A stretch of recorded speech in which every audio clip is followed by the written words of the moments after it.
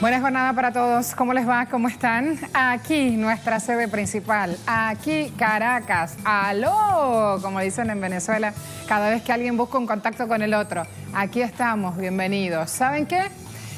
Teníamos conexión eléctrica, teníamos suministro eléctrico, pero la cosa a eso de las 5 de la mañana otra vez la perdimos. Las autoridades están diciendo que cuesta estabilizar el sistema, obviamente esto es un proceso, estamos trabajando sobre el punto.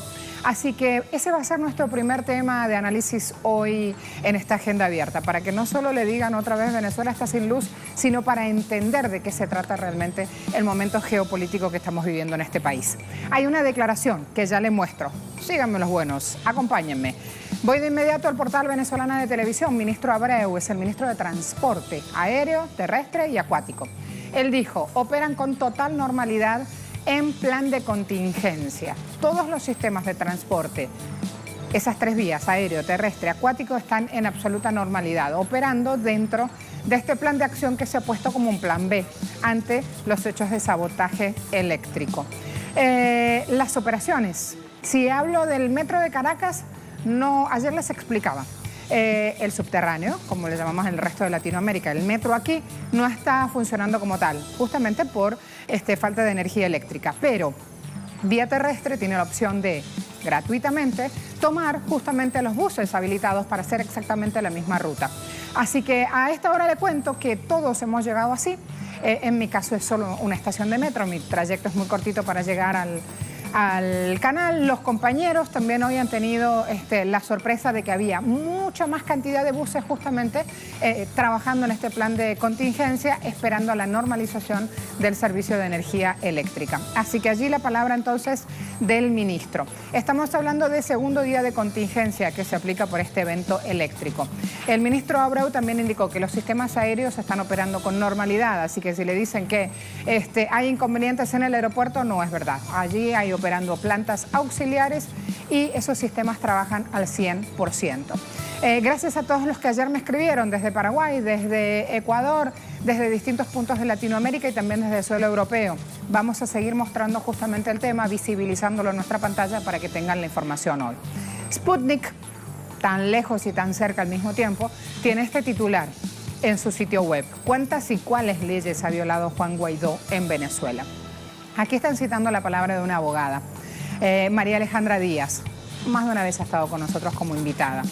Habla de Guaidó, que comenzó a violar la Constitución a partir del año 2015, cuando empezaron a dictar leyes que iban en contra de la Constitución de Venezuela.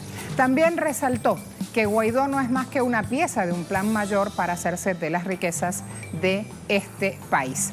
Así declaró entonces, van aportando ya esa información. Luego, les propongo algo. Primero, conocer informaciones básicas a través de esta síntesis que preparamos y luego un repaso de cómo se van dando los hechos.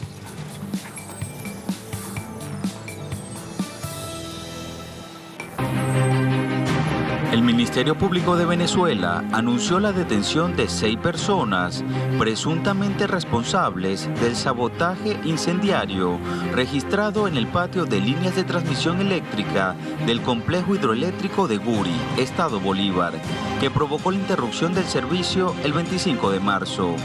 El fiscal general Tarek William Saad informó que se inició una investigación penal con la designación fiscal con competencia nacional y 2 fiscales del Estado Bolívar para esclarecer los atentados criminales registrados este lunes.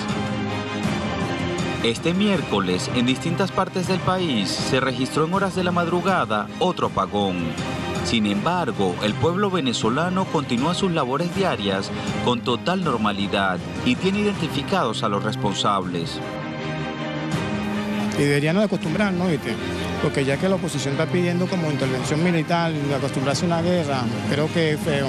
Y lo que está pasando ahorita, es cosa peor que una guerra. Quedarnos sin luz, quedarnos sin agua, sin el transporte y sin la comida ahorita, que es peor. Porque si le fueran a hacer daño a una sola persona, pero estamos todos ahí, todos los venezolanos estamos ahí, si nos queremos un poquito, pues no deberíamos de hacer eso. En este sentido, el gobierno bolivariano activó nuevamente un plan de contingencia para asegurar la movilidad de los venezolanos mediante el transporte público. el pueblo venezolano continúa resistiendo. ¿Cuáles son los intereses detrás de este saboteo? ¿Qué ocurrió realmente? Le ampliaremos la información hoy en Agenda Abierta. Vamos ahora a hacer un repaso. Les prometí. Doble ataque, líneas de transmisión de esta hidroeléctrica Simón Bolívar, conocida aquí como el Guri. Fíjense allí la información ya en pantalla. Se provoca un incendio en un patio de transmisión. Ayer también les mostramos las imágenes aquí. Lo que estamos haciendo es repasando ya los hechos. Con ese ataque se afectaron 3 autotransformadores y también el cableado de la transmisión eléctrica.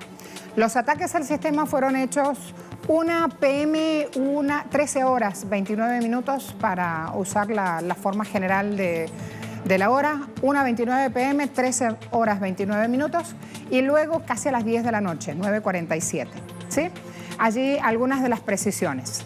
Cuando habló el ministro Mota Domínguez, que está a cargo de la cartera de Energía, él denunció precisamente este hecho, este ataque del que fue víctima este sistema o esta central hidroeléctrica.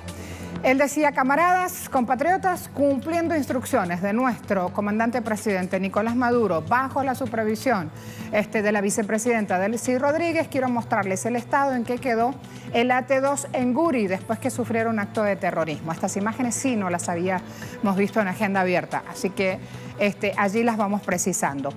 ¿Qué es lo que pasó luego de este hecho? Se provocó la interrupción del servicio en el 80% de la geografía del país. Manos criminales, acción delictiva. ¿Qué es lo que buscan crear? Malestar, lo hemos dicho ayer también en el análisis, desasosiego, crisis. ¿Y qué es lo que quieren? Justificar una intervención militar. Dice él: paciencia, pueblo noble de Venezuela. Ya vamos a hablar con nuestro invitado que está en el estudio hasta ahora de ese comportamiento justamente del pueblo venezolano. Vamos a recalcarlo también porque es digno justamente de mencionar en un capítulo especial. Allí entonces las imágenes terminan de rodar, les repito, no los habíamos visto en Agenda Abierta, allí lo tenemos y también está listo Leonel Retamar con nosotros, es uno de nuestros corresponsales aquí en Caracas, presto justamente para ir mostrándonos el hoy. Ya voy con él. Antes, el presidente Nicolás Maduro con un pronunciamiento: los enemigos de la patria no cesan en sus intentos por desestabilizar el país. Les aseguro que en cada acción de odio contra nuestra patria, allí... Terminemos de leer el anterior, por favor, que en cada hecho, en cada acción de odio contra nuestra patria encontrarán a un pueblo cada vez más unido, consciente y movilizado. Esto es del 26 de marzo. Atención, que cuando uno usa este tipo de herramientas es fundamental precisar en esta circunstancia día y horario, ¿sí? Eso es importante. Esto es del 26 a las 11:22. Presidente de la Nación, Nicolás Maduro. Me voy con Leonel a conocer más de lo que pasa hoy. Bienvenido. Hola, ¿qué tal, Marcela? Muy buenos días. Muchas gracias, buen día. ¿Cómo llegaste hoy? ¿Cómo viste el desplazamiento en las calles, Leonel? Sí, bueno, nosotros estamos desde temprano realizando un recorrido por las calles de Caracas desde que se provocó este tercer apagón importante aquí en la capital venezolana, y también los reportes informan que esto se habría masificado también a otras regiones del país. Este se provocó hoy alrededor de las 5 de la mañana. Salimos de inmediato a hacer un recorrido por las calles, por las zonas populares del este de Caracas, en Petare, y luego recorrimos una avenida principal de aquí de Caracas, la avenida Francisco de Miranda, hasta el comienzo del Boulevard Sabana Grande. En todo ese recorrido pudimos observar que la luz se fue por completo y que a pesar de eso, ya como comenzaba el horario laboral, empezaba a salir gente a las calles a tratar de conseguir algún tipo de transporte y poder activarse para el día en las labores habituales. Esto a pesar de que ayer el ministro de Comunicación de Venezuela informó que las clases y las actividades administrativas estaban suspendidas por un segundo periodo de 24 horas. Esto se produjo ayer martes 26, se repite hoy miércoles 27 y es uno de los temas que estaremos pendientes durante el día para saber cómo evoluciona este tema del asueto aquí en Venezuela producto de la contingencia. Luego seguimos recorriendo las calles, la gente se empezó, a medida que avanza la mañana, las personas salieron a realizar sus labores. Ciertamente en los testimonios que pudimos recoger con bastante molestia por las complicaciones evidentes que provoca la falta de electricidad. La vez pasada, recordemos, provocó algunos problemas de suministro de agua también. Y por supuesto la falta de electricidad para mantener las comidas y todo eso, pero pudimos ver personas que estaban yendo a sus trabajos con bastante convicción de seguir trabajando y poder de cierta forma sobrellevar las complejidades de este apagón que ya lleva 3 días de inestabilidad aquí en Venezuela. Esta inestabilidad o fluctuaciones de la energía son parte de lo que las autoridades ya han anunciado. El ataque, el incendio que sufrió esta planta generadora del Guri en su sector del patio de generación de alto voltaje fue de considerables proporciones y el daño al parecer es bastante profundo, por lo tanto la normalización del servicio eléctrico sin duda va a tardar un par de días hasta que pueda ser finalmente normalizado por completo. Pero lo que hemos podido recabar de parte de las autoridades es que ha habido un trabajo constante de eso. Vimos algunas imágenes que colgó durante la madrugada la vicepresidenta de Venezuela, Delcy Rodríguez, en que en conjunto con los trabajadores señalaba cómo hasta altas horas de la madrugada estaban tratando de normalizar, de reponer, de arreglar todo lo que había resultado dañado para reponer a la brevedad posible el servicio eléctrico tan importante para la capital venezolana y para el resto del país. Gracias, Leonel. Te dejo allí. A esta hora ya está con nosotros nuestro invitado. Aprovecho entonces, no le saco más tiempo. Agradezco de manera especial que haya venido con nosotros hasta aquí y que llegaste, Gustavo. Ajá, bienvenido. ¿Cómo anda todo? Bien, chévere. Investigador. Y hace parte de un colectivo de trabajo que siempre citamos en pantalla de Telesur, que es Misión Verdad. Aquí no se trata de entender solamente si hay luz o no hay luz en Venezuela. La cosa va mucho más de fondo. Y Misión Verdad hace rato que viene investigando sobre eso. Así que creo que es hora de ir de una vez a las claves, porque no es solamente si apretás el botón mágico y se enciende o no, Gustavo, sino entender qué es lo que está detrás y todos los intentos y las acciones que sabemos que esto encubre. Sí, está como dicho y es público, ¿no? O sea, vemos una serie de, digamos, de acusaciones y de declaraciones de los agentes, además dirigenciales de Estados Unidos, que han dicho claramente que van a hacer sufrir al pueblo venezolano hasta el extremo con tal de desplazar al gobierno que ellos consideran un régimen autoritario, ¿no? Entonces ahí está todo dicho. Lo bueno de esta administración, porque aquí tenemos que hablar de quién genera, cuáles son las causas, de quién planifica, ¿no?, este tipo de acciones y no tanto de sus operadores locales, que también son importantes, pero nosotros siempre hemos hecho un hincapié en analizar, digamos, quiénes son los pensadores, los cerebros que están detrás de no solo del tema del corte de energía eléctrica, sino quién está detrás del bloqueo financiero, quién está detrás de todo el asedio diplomático, de todo el acoso político mundial y además de todo el cerco financiero que se le ha impuesto al país, que todo esto tiene que ver. No es una sola acción, digamos, puntual que Venezuela está viviendo ahora, sino que esto está insertado en un plan macro, en un plan consistente de agresión directa contra toda la población. Además, los analistas ya no dudan en decirlo, ni siquiera los analistas opositores. Ellos saben ya que esto es consecuencia, no causa, ¿no? Entonces, en este momento complejo estamos ahora nosotros tratando de levantar a un país asediado, cercado, hostigado y amenazado por un imperio que ciertamente está en un periodo franco de decadencia, pero que no deja de tener fortaleza para imponer sus actos que podrían llamarse terroristas, ciertamente, contra un país que está defendiéndose como puede. ¿Cómo echar abajo esa doctrina cuando, te cuento rapidito, ayer lo mencionaba aquí, hace 15 días estaba en Buenos Aires y las imágenes que usan las televisoras para mostrar el hoy de Venezuela son imágenes de hechos violentos ocurridos en el pasado reciente o inclusive imágenes del 99, ¿sabes? ¿Cómo se hace en ese caso para echar a desandar todo ese aparato mediático que está trabajando, divulgando fake news, está trabajando con un andamiaje tan aceitado, Gustavo, Y por eso justamente el peligro, porque ese andamiaje es eficaz para su objetivo, obviamente, pero nadie duda de que son eficaces a la hora de mentir y de armar justamente esta estrategia de trabajo contra el pueblo venezolano. Sí, también lo hemos dicho hasta el cliché, ¿no? Hasta el hartazgo. Los medios son el brazo civil de esta guerra contra Venezuela. Es una guerra que ha venido como transformándose de encubierta a guerra convencional, a veces muta a guerra irregular, a veces va como en este momento, por vía del sabotaje encubierto y no tanto directo, como si fue el 23 de febrero, por ejemplo, que fue una agresión militar y paramilitar directa a Venezuela. Pero yo creo que esta situación, sobre todo a partir del 2019 y desde que la administración Trump empezó a meter más corriente, por decirlo de alguna manera, a la agresión contra Venezuela, se ha venido de alguna manera rompiendo el cerco, porque hay un principio básico, ¿no? digamos, de la realidad, que tú no puedes ocultar la verdad a todos todo el tiempo. Podrás ocultarla un momento, podrás, digamos, ¿Estás hablando de la ayuda humanitaria? Encubrir. Estoy hablando de todo el proceso de guerra. Dame un hecho puntual para ir rápido. La ayuda humanitaria creo que es lo más reciente. Sí, bueno, por ejemplo, están los casos... las luces, las banderas, y no era nada de eso. Están los casos de imposible ocultar la verdad sobre el hecho de quién quemó el camión de supuesta ayuda humanitaria que estaba en el puente, que todos vimos que quemaron los militantes de la oposición. Está el hecho del atentado contra el presidente Nicolás Maduro del año pasado también, que CNN se vio obligado.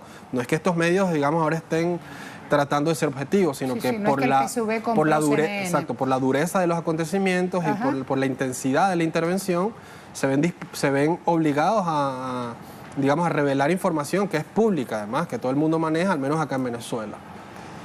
Aquí hay algo que, además, creo que es importante de empezar a hacer sonar más seguido desde el otro lado, y es nombre y apellido de quienes están detrás de esto. ¿Viste? Cuando te cuentan, nos están haciendo mal, y es mejor que pongan el nombre de la suegra, de la cuñada o de la tía, digo yo siempre, del que sea. Entonces empecemos a desandar nombres, porque hablamos de un accionar general, un libreto que ya han aplicado en otros países y que aquí lo repiten, pero aquí hay nombres que ya vienen con experiencia justamente en otros países y que están hoy abocados a entorpecer la paz en Venezuela. Sí, aunque pudiéramos caer en la tentación de decir que es Donald Trump, que es Pompeo, que es Bolton, que es Rubio, nos quedaríamos también a mitad del análisis, porque estos también son gendarmes, son gerentes de un poder oculto, de un poder mayor, ¿no? Evidentemente están las grandes transnacionales de la energía y las petroleras, con muchísimo interés en los recursos que dejaron, digamos, ellos de explotar una vez llegó el comandante Chávez a la presidencia. Pero también están las grandes redes de narcotráfico que perdieron sus rutas una vez que Venezuela impuso gobernanza en los territorios donde ellos establecían, digamos, un libre tránsito para llevar cocaína desde Colombia pasando por el Caribe hasta Estados Unidos. Se sabe que Colombia es el mayor productor, Estados Unidos es el mayor consumidor. Este flujo se cerró, sobre todo en el año 2005, cuando el comandante Chávez cerró todo tipo de acuerdos con la agencia antidrogas de Estados Unidos. En Venezuela se han capturado grandes capos importantes de la droga. Entonces, digamos, esto es un elemento de peso porque la economía de Estados Unidos y la de la región, de algunos países de la región, funciona en base al libre tránsito de estupefacientes. Sí. También está ahora las nuevas relaciones de poder, ¿no? El mundo multipolar que se levanta.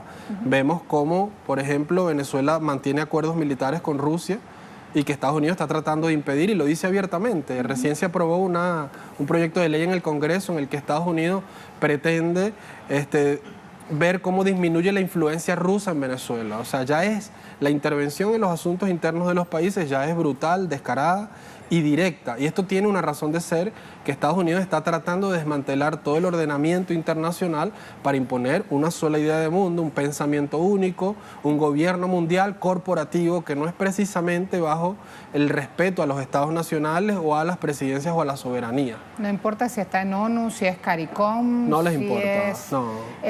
Una organización centroamericana, si es una organización latinoamericana, no les importa. Esto es importante recalcarlo aquí una y otra vez para situarnos en una línea de pensamiento un poco más profunda. Hoy aprovechamos que tenemos a un hombre que investiga con todo un colectivo de trabajo y que tiene datos que por ahí no son de fácil acceso o no rotan en los medios de comunicación del mundo como sería bueno para los venezolanos que pasara. Cuando hablan de los neocon, ahora que la palabra se ha puesto de moda, mucho más que cuando nosotros abordamos el tema aquí en Telesur, hace como 3 años creo que lo hablamos, Gustavo. Cuando hablan de los neocon en el gobierno de Estados Unidos, ¿qué deciden ellos que nosotros desde aquí, desde Venezuela, no sabemos, por ejemplo?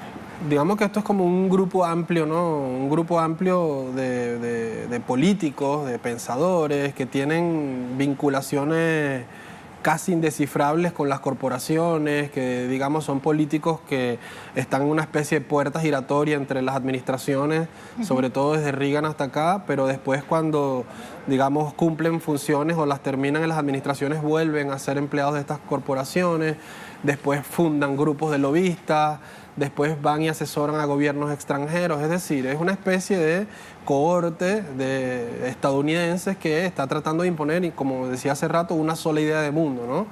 Los neoconservadores casualmente tienen una raíz en el movimiento trotskista que desertó de Europa después de la Segunda Guerra Mundial y se instaló en Estados Unidos como, digamos, un grupo que intenta imponer un solo gobierno mundial. Y en ese preciso momento estamos ahora. Lo interesante de esto es que ya no hay una sola visión dentro de Estados Unidos incluso. O sea, hay visiones contrapuestas entre neoconservadores, industrialistas, aislacionistas o cualquier categoría que queramos darle. Ellos adentro tienen un conflicto interno también y eso se ve reflejado acá. Sabemos quiénes están a favor o no de la intervención militar en Venezuela, aun cuando con Venezuela hay un consenso amplio de que el chavismo tiene que desaparecer de la faz de la tierra. Ellos, con el caso de Venezuela, varían sus criterios en cuanto a las formas de hacer desaparecer al chavismo. Es decir, veíamos cómo era la estrategia Obama de aproximación indirecta, de una guerra basada más digamos, en la filosofía cultural, en la manipulación de medios, de masas, de artistas. Aun cuando esto se mantiene en la administración Trump, también vemos a unos ultrarradicales diciendo que sí, que hay que desaparecer al chavismo vía bombas, vía intervención, bombardeo, etcétera. Pero esta gente también está perdiendo influencia mundial. O sea, cuando nosotros vemos esa virulencia de estos voceros, significa que han abandonado la diplomacia, han abandonado las formas de la política, han abandonado, digamos, lo que los llegó a poner digamos, en la palestra de la política mundial. O sea, ellos, por tanto, están dejando de ser imperios, reaccionan de manera, digamos, violenta y fuerte.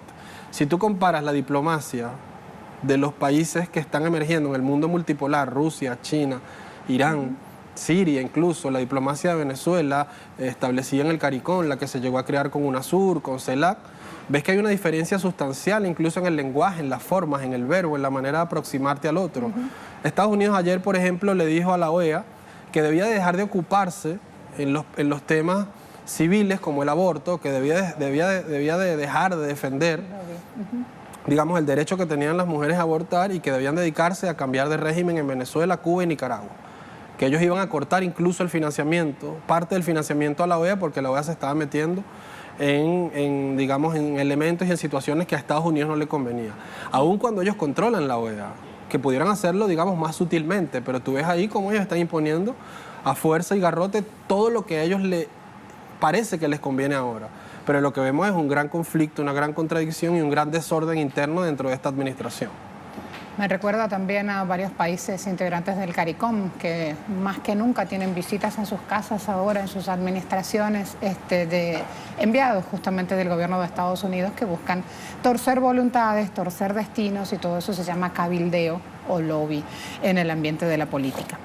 ¿Qué hacemos desde acá? ¿Qué hacemos desde el suelo venezolano? ¿Qué hacemos los ciudadanos que también por estos días nos hemos visto hasta sorprendidos cómo ciudadanos del resto del mundo hacen llegar apoyo moral, gestos de cariño, acompañamiento, que no es poco, justamente? ¿Cómo llegan esas personas si no es a través de redes sociales? ¿Cómo se enteran? Y otra vez volvemos al punto de las redes sociales, lo bueno y lo malo justamente del uso de esta herramienta. Sí, mira, yo insisto en algo siempre, ¿no? En apuntar siempre que nosotros estamos en un momento crítico de un momento mundial. A ver, ¿qué quiero decir con esto? Hay una crisis sistémica complicada, o sea, el mundo está estremecido, no es solo Venezuela. La guerra contra Venezuela es apenas un capítulo de la gran guerra mundial que todavía no es militar, ¿no? Y el problema actual es un problema conceptual, son los conceptos que están muriéndose, ¿no? O sea, el mundo como lo pensó Estados Unidos está muriéndose. Occidente, como le llaman, las bases fundacionales del mundo occidental, vemos lo que está pasando en Francia con los chalecos amarillos, vemos el ascenso de grupos supuestamente de ultraderecha en Europa, vemos cómo hay regiones que antes eran inestables que ahora están estabilizándose como Medio Oriente. O sea, hay un cambio completo. Y el caso venezolano es interesante y es digno de mostrar, porque Venezuela ha ido creando y creó un concepto, no solo de esto que llaman ciudadanía, sino un concepto de territorio, de cultura. Y esto es lo que está tratando de evitar Estados Unidos, que esto crezca, que florezca de alguna manera, lo que se trató o lo que se empezó a pensar en el periodo que Hugo Chávez estuvo dirigiendo la política no solo de Venezuela, sino la política regional. Es decir, todos los mecanismos que fundó Hugo Chávez de protección a la región, UNASUR, CELAC, ALBA, Petrocaribe, han permitido que Venezuela entienda su papel de este momento de la política y que lo ejerza ahora en su territorio, ya no tanto en la región, sino en su territorio. Por eso vemos al chavismo y por eso vemos al pueblo venezolano y por eso incluso vemos a mucho opositor tranquilo, con toda la angustia del momento, con toda la presión que genera un momento como este, pero lo ves con tranquilidad. O sea, no ves un país en llamas, no ves un país en medio de saqueos, no ves un país en caos como puedes verlo en otros territorios del mundo donde la crisis es menor. Entonces Venezuela tiene una forma de entenderse y de entender su presente. El chavismo tiene formas de abordar el conflicto, de gestionar el conflicto y tiene redes de organización comunal, popular, y esto es lo que ha permitido que, por ejemplo, la comida se distribuya de alguna manera cuando fallan los mecanismos convencionales de distribución. Ha permitido que comunidades enteras se organicen en función de gestionar los recursos básicos como agua, ¿me entiende? Como familias vulnerables con temas de salud, aun cuando no estamos negando ni podemos negar el momento crítico que se está viviendo porque hay un intento de colapsar el país por dentro, su institucionalidad y su infraestructura. Pero Venezuela tiene de alguna manera por tantos años de organización popular cómo aguantar este momento. Gracias, Gustavo, no te vayas, ya vamos a la pausa. Hay algo importante aquí, mientras lo oía decía, así hablan los venezolanos. El señor es un catedrático, pero si usted se para en este momento en cualquier estación de metro, le van a contar muchas de esas formas y de esas ideas políticas, a lo mejor con otras palabras, pero allí aparece el concepto. Luego, nosotros mismos vamos haciendo contraloría de lo que pasa. Ayer uno de los compañeros en el Valle decía, llego un poco más tarde porque me tengo que encargar justamente del CLAP. Y sí, sin luz, ayer varios de los compañeros que viven en esa zona pasaban esa situación. ¿Qué es el CLAP? Justamente una bolsa de alimentos con precios subsidiados que permiten no andar haciendo colas y no pagar precios de usura justamente a la hora de los insumos básicos para la casa. Además de esto, yo siempre en broma lo digo, si nos siguen poniendo en esta situación, nos vamos a poner más atléticos y más bonitas, inclusive las mujeres, y más lindos los hombres, porque cargamos agua, porque caminamos mucho más de lo habitual, porque estamos comiendo de otra manera, y quién le dice que no es sano buscar otras opciones también. Con este tono, así se vive en Venezuela, este día donde también se ha apagado la luz. Una luz. Hay otras que están encendidas. Hago una pausa, despido a Gustavo acá en el estudio y ya volvemos.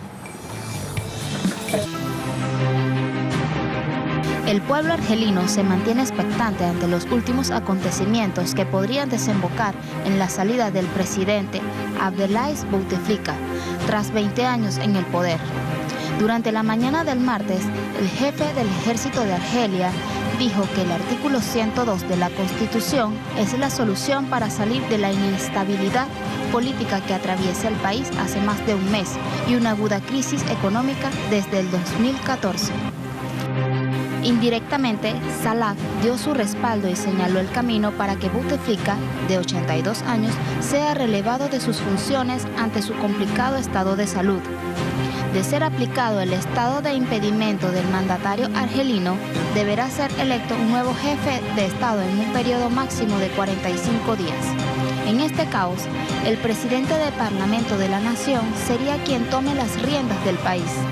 En un intento de calmar las aguas, días atrás el presidente argelino había anunciado que no se postularía para un nuevo mandato. al tiempo que ordenó el aplazamiento de las elecciones presidenciales programadas para el 18 de abril de este año. Mientras tanto, el nuevo anuncio ha prendido nuevamente las protestas que exigen la renuncia de Bouteflika, la salida de sus colaboradores y el inicio de una transición política que incluye elecciones universales e inclusivas. ¿Hacia dónde se dirige la situación en Argelia? ¿Bouteflika dimitirá o será relevado? El análisis a continuación en Agenda Abierta. ¿Son horas decisivas o es un capítulo más en la historia de la liberación del país? Allí un buen axioma para empezar a investigar, una buena hipótesis, digamos. Prensa Latina, Argelia, los riesgos de inhabilitar al presidente Bouteflika. Así de claro los está planteando aquí esta publicación. El expresidente de la Liga Argelina de Defensa de Derechos Humanos, Mostefa Bouchachi, cuestionó la propuesta que se hizo ayer, o que hizo ayer, el jefe del ejército y viceministro de Defensa, Ahmed Gaid Salah. ¿Qué planteó él? Aplicar el artículo 102 de la Constitución y cesar en sus funciones al mandatario. El abogado fue categórico cuando indicó que este artículo constituye un peligro para el movimiento nacido el 22 de febrero porque presupone un periodo de vacancia que en la práctica mantendría en el poder a figuras consideradas símbolos del viejo régimen. ¿Qué está diciendo este hombre entonces en síntesis? Prestemos atención a los mecanismos existentes porque si queremos una renovación o un cambio, esa vía no es. Luego, AP, una agencia de noticias. El partido de la coalición gobernante de Argelia pide que el presidente renuncie. Esta organización está pidiendo, en la jornada de miércoles se pronunció la renuncia de Bouteflika, que hoy tiene 82 años, cuyo largo gobierno ha provocado protestas callejeras masivas en el país. El secretario general del partido, Agrupación Nacional para la Democracia y ex primer ministro Ahmed Ouyaya, dijo en una declaración por escrito que recomienda justamente la renuncia de Bouteflika. ¿Quiénes son ellos? Justamente todos los que están hablando de una transición en el poder. Eso es lo que quieren. Transición, de nuevo parece. En Argelia, un país que siempre ha resistido desde la colonia francesa, muchos otros enemigos de la patria, porque justamente lo que buscan es su soberanía. ¿Qué dicen los opositores? Que hay vacío institucional y que quieren evitarlo, que el presidente está mayor, que tiene inconvenientes, que no puede por cuestiones de salud desempeñar sus funciones. Y allí van calando también en los medios de comunicación con ese discurso. Inclusive este hombre ha buscado otros modos. Ouyaya ha hablado de gratitud, incluso a Bouteflika por todo lo que le dio Argelia, pero diciéndole, usted ya no puede seguir. Vamos a ver cómo son las cosas. Tenemos un corresponsal que es Sergio Rodrigo, actualizando a esta hora con más información. Me voy con Sergio, le doy la bienvenida y cuando quieras, compañero, adelante. Muy buenos días, un saludo muy fuerte a toda la audiencia de Telesur. La última hora en Argelia es la solicitud de dimisión por parte de la Agrupación Nacional por la Democracia, uno de los partidos aliados de Abdelaziz Bouteflika en sus últimos mandatos. Pide ahora la dimisión tras sumarse ayer a ese comunicado por parte del jefe del Estado Mayor del Ejército argelino, que había pedido como solución al conflicto político en Argelia la aplicación del artículo 102 de la Constitución, que consiste en inhabilitar al presidente en caso de una enfermedad grave. Es la solución que plantea el ejército argelino. Insisten que es la única manera de no dividir al pueblo de Argelia y sobre todo evitar cualquier tipo de intervención extranjera. Es la solución además que plantea de forma democrática y para ello le pide al Parlamento que aplique este artículo 102 de la Constitución. Se necesita al menos 2/3 de la Cámara para poder aplicarla y habrá que elegir también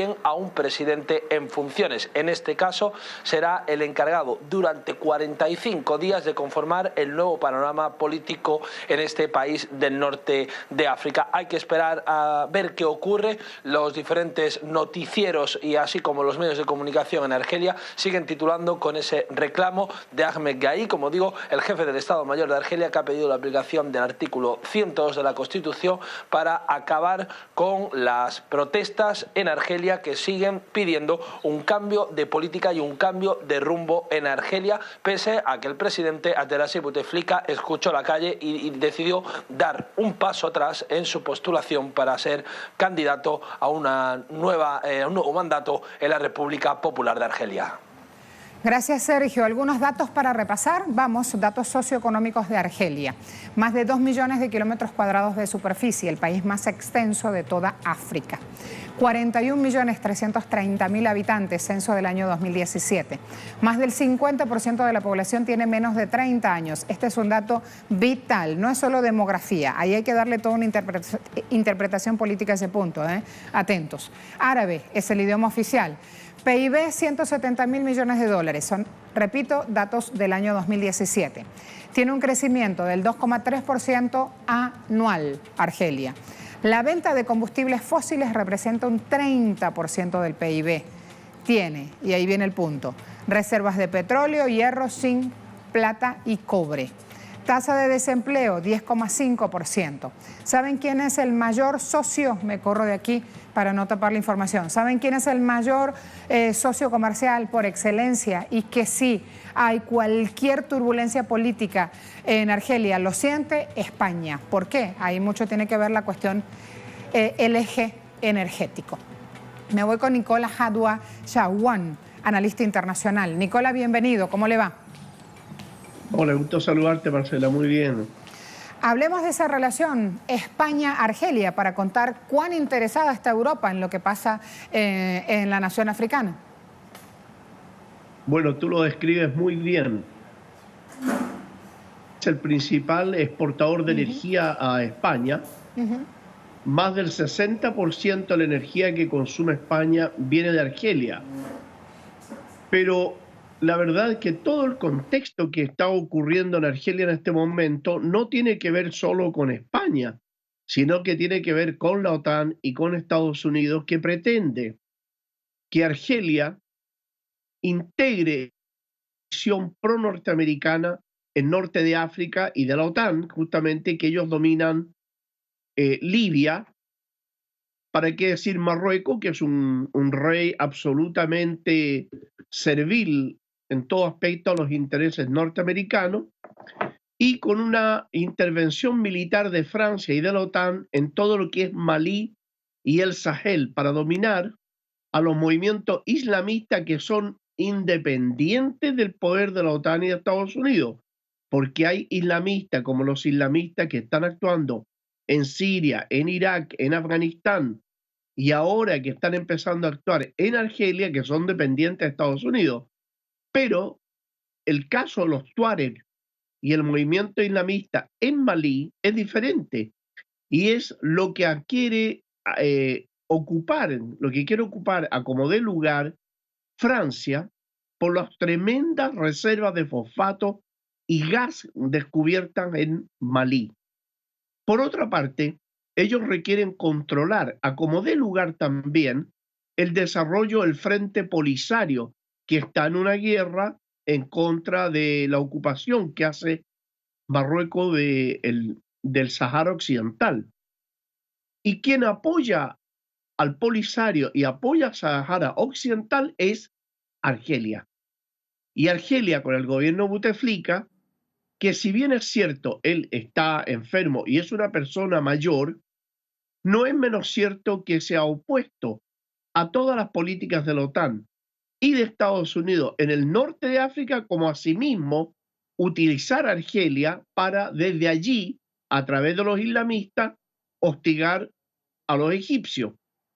Vale decir que el problema de Argelia no tiene absolutamente nada que ver con la edad del presidente y si el presidente está sano o está enfermo, porque esto se solucionaría muy fácil tomando al presidente y llevándolo a un buen hospital y tratar de arreglar su salud, ¿no? Pero no es este el problema. Al mismo tiempo, en el interior de Argelia, y como Estados Unidos en todo el mundo, y ustedes los venezolanos lo pueden ver claramente con la oposición dirigida por millonarios y de la extrema derecha, en Argelia el líder de la oposición en este momento es el señor Nekaf, un multimillonario muy ligado a las transnacionales norteamericanas, una especie de Macri o un Sebastián Piñera de Chile, en fin, de personas en lo que está ocupando Estados Unidos en el mundo, porque son de su plena confianza, dado que las relaciones económicas y las dependencias económicas están entrelazadas con sus propios intereses. Por esa razón es lo que se está hablando ahora de un cambio en que unos quieren, Estados Unidos y la derecha quiere integrar en el gobierno, y por otro lado el ejército y el Frente de Liberación Nacional, que quiere mantener a Argelia fuera de la esfera de influencia de Estados Unidos y no quiere entrar en ninguna guerra ni en Malí, ni en el Sahel, ni tampoco abandonar al Frente Polisario. Eso es en grandes rasgos lo que está ocurriendo en Argelia. ¿Qué representa Buteflika para Argelia en este contexto, Nicola? Buteflika tiene, él entre las personas adultas, los adultos mayores, se le reconoce todo su pasado en la lucha por la liberación nacional de Argelia. La nación argelina, que tiene una enorme cantidad de jóvenes que no vivieron la revolución, que no vivieron la ocupación colonial, han desvalorizado esto. Pero no olvidemos que Buteflika fue la carta que utilizaron en Argelia para al Frente Islámico, cuando el Frente Islámico, la ECA2, es decir, representa estabilidad para un sector, para otro sector es casi desconocido su pasado, y al mismo tiempo representa la Liberación Nacional, que desafortunadamente, por problemas de salud, ellos no han podido seguir manteniéndolo en las mismas condiciones de antes. Y por eso justifica el hecho de que el Frente de Liberación estaría dividido, porque hay algunos que piden la salida de Buteflika, pero no para que el gobierno lo tome un tipo de extrema derecha, sino que es un cambio dentro de la propia gente del Frente de Liberación. Gracias. Entonces, allí tienen algunas de las claves para llevar adelante y entender lo que ocurre con Argelia. Se viene una pausa rápida, se vienen otros temas en nuestra pantalla. Intento que el tiempo alcance para todo, pero no es posible, nos pasa en la vida misma. Así también pasa en un estudio de televisión, no alcanza el tiempo. Pausa, ya volvemos.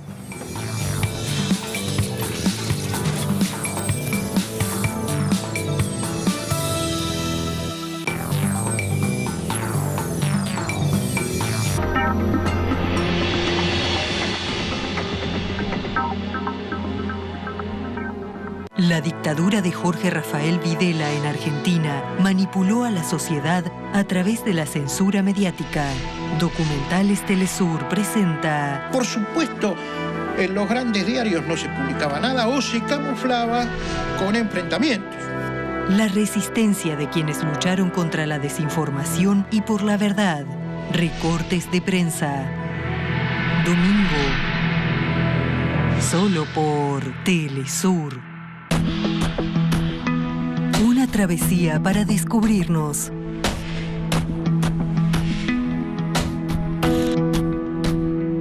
Buscamos conexiones perdidas. No nos queda otra que luchar, porque no tenemos nada que perder. Realmente es por todos. Recorremos el mundo con Reportajes Telesur. Sábados, solo por Telesur.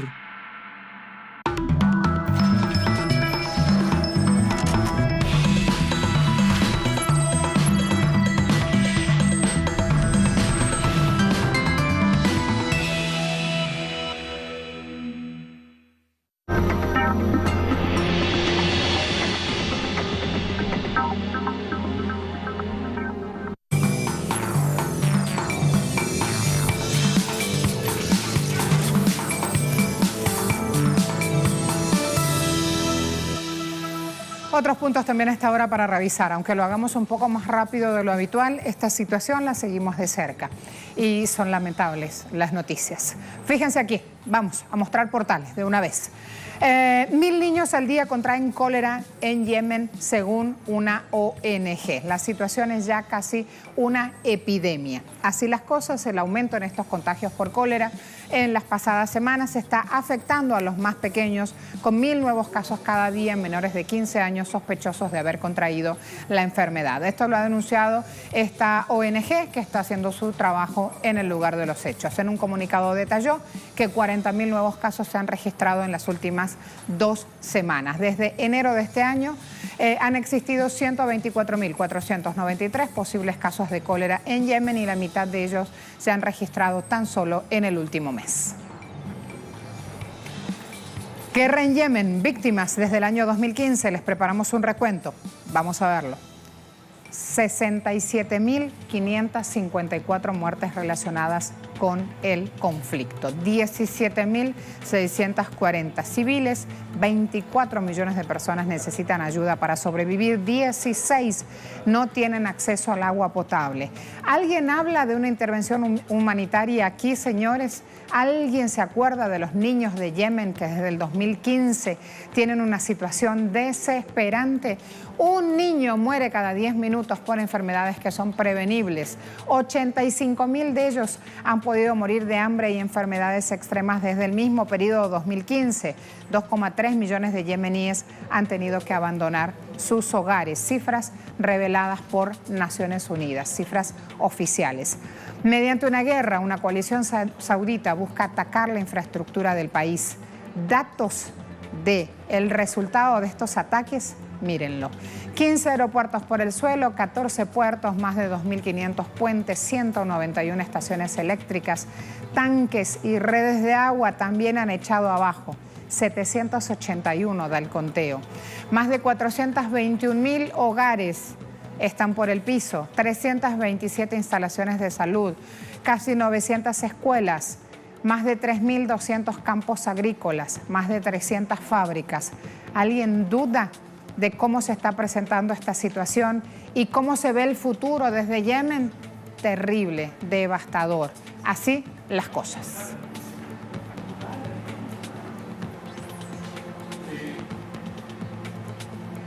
Les había prometido también una sorpresa de las buenas y no de estas que deja Yemen, que nos deja con el dolor en la mano.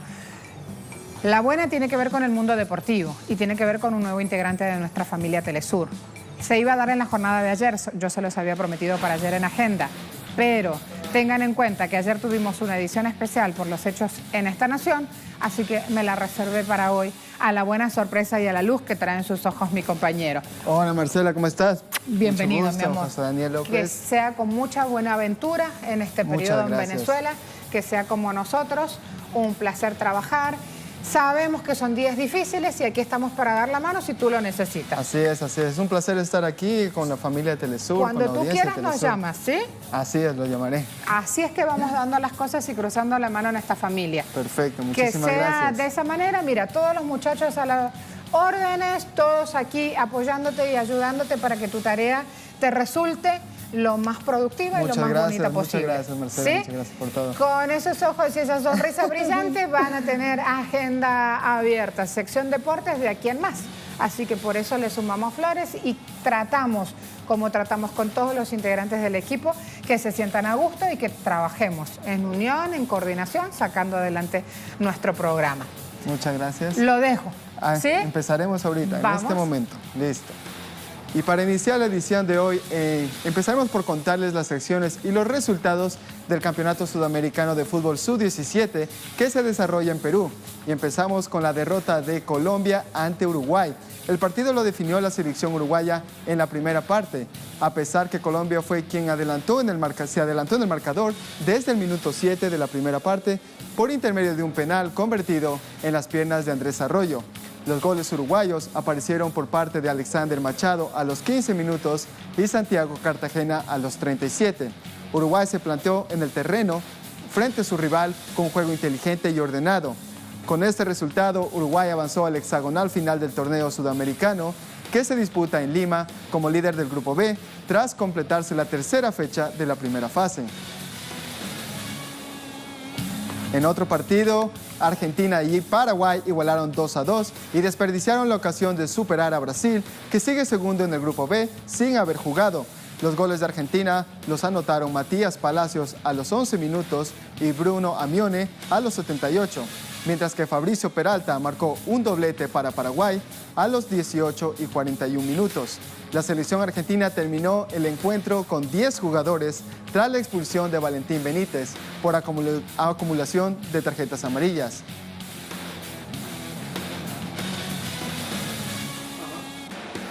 Y a continuación repasaremos los partidos programados para el día de hoy. Este sudamericano ya lo tienen en sus pantallas.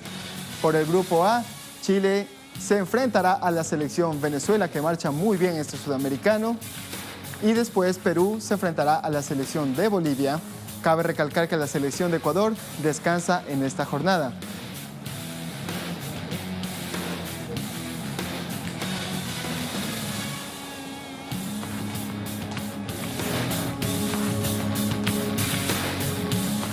Y con este full terminamos la información deportiva, Marcela.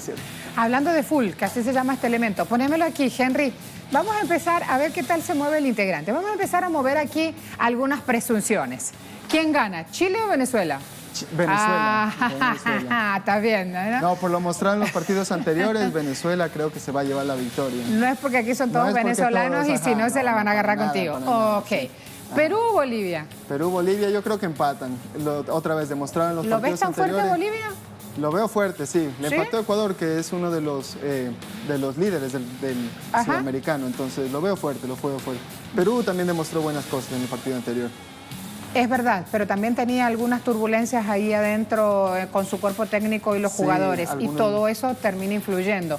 Hablamos igual del sub-17. Del sub-17. Pero es muy importante porque ya sabemos que los jugadores profesionales de fútbol a esa edad ya van perfilándose justamente para la selección mayor. Claro, es como un torneo para descubrir nuevas estrellas en el fútbol mundial. Así es. Llevando siempre su casaca por delante. Exacto. Con nuestro compañero de tareas, con el equipo plenos. En este momento nos despedimos, en un ratito, en media hora los veo en pantalla con Impacto Económico y a las 11. A las 11, Deportes Telesur, recuerden siempre. Ahí entonces nuestra despedida por hoy de Agenda Abierta. Los esperamos mañana. Gracias.